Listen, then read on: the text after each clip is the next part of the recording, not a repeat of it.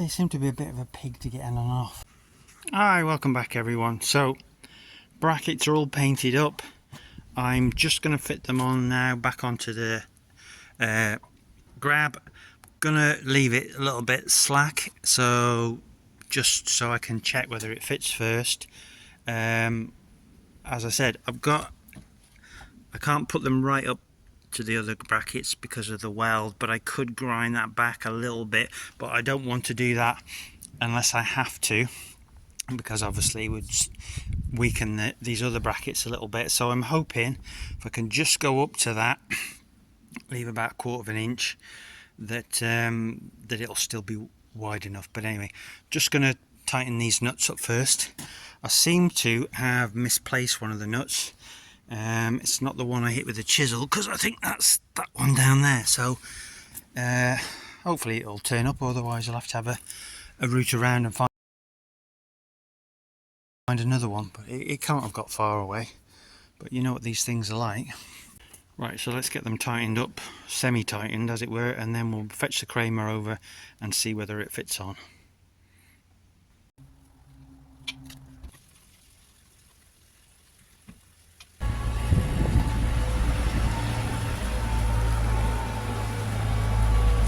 So the other day when I was looking at the pipes to see how I might be able to use the pipes from the quick hitch to attach to the grab, I noticed that it got these, what I call industrial, or what's the other word for them, flat type connectors, and I took one off just so that I could see whether they come apart, but for the life of me I could not get it back on. I've just tried again and I can't get it back on. Now I need to get it back on in order to take the bucket off and try it, so I've made a bit of a cock up. Anyway, I need to sort them out anyway, so what I think I might do is just go and get some tools and slacken them off. There must be some sort of oil pressure in there, I'm assuming, is the reason why I can't get them off. I don't know. I've seen these before. I think the Kabuta's got them on for the 3rd service on there. That's why I think they're an industrial type, but they don't seem to come on and off as easy as the agricultural type. I don't know.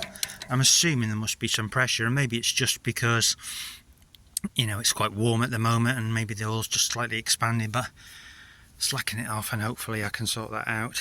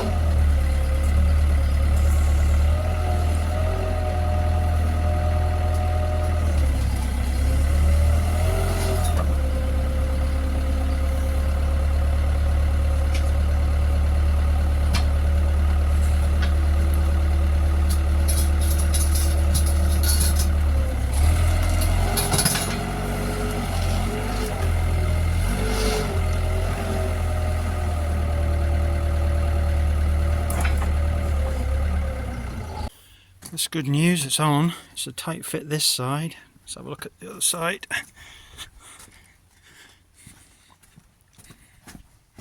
Little bit of a gap in that side.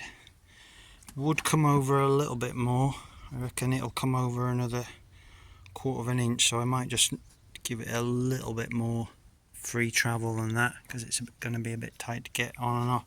But I reckon that's fine, and that means I don't have to alter these welds on here, which I didn't want to have to do. So now I need to, got that locked on now, take these pipes off and then join them on to these ones from the grabs here, and I'll have to have a look whether I need to buy some connectors. So that's the next job, not forgetting to take it off. When I've took it off, I need to tighten all these up properly.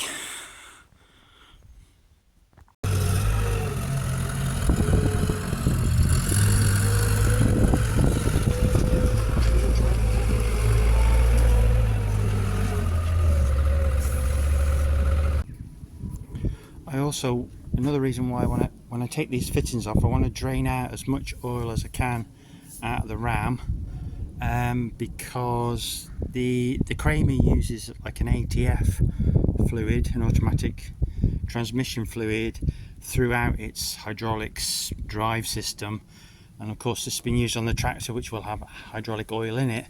And to avoid unnecessary contamination, if I can drain some of the oil that might be sitting in here, I might have to take it off.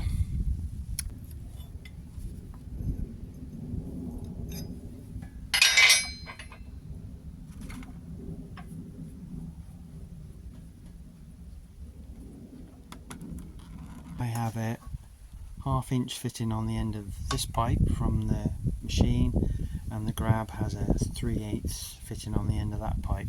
So obviously it's not going to be a case of I can get away with just connecting them up, unless I've got something that'll connect in between, and I don't know without going and have a look. Plus, for the future, it might be worth replacing this pipe. It is fraying a bit here on the end, and it doesn't get much use while it's just pushing the ram in and out on here for when I'm disconnecting or connecting attachments. But if I'm using it on the grab, then it's going to get more use and more pressure on it, so it might be worth me going and getting another piece of pipe made up.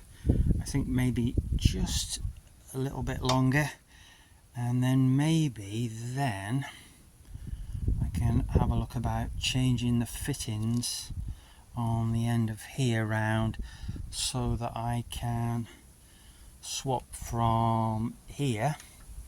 I can take it off here when I've attached the implement, and then attach into here.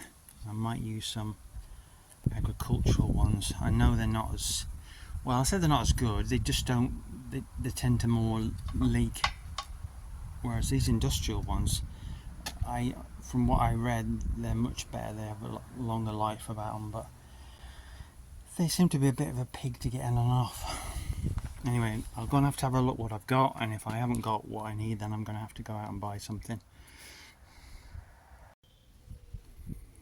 So we've got it piped up. There was a slight change of plan, so I was going to pinch some fittings off the old scraper mill loader, but actually that didn't work out. So what I've actually done is took the fitting off there,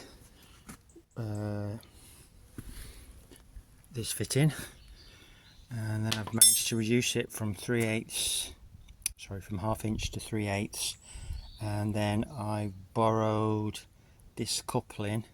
I put the coupling back on here, the quick 3/8 quick release, and I borrowed that off 7.6 loader tractor off the end, so I've connected that on. I don't really like these 3/8 couplers. They tend to start leaking as they move about, so when they twist like this, it wears away at the rubber seals in them, plastic seals, and they start to leak. But might be a case of just put up with it. We can get it working.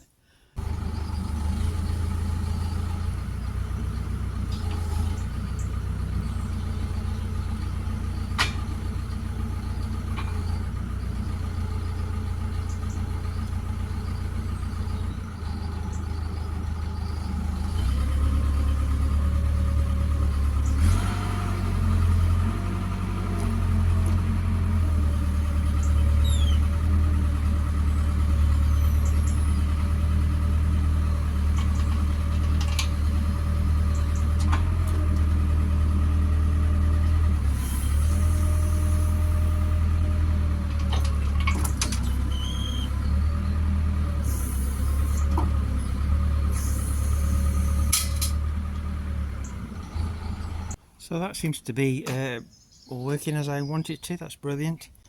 I think this piece, this side, will be alright.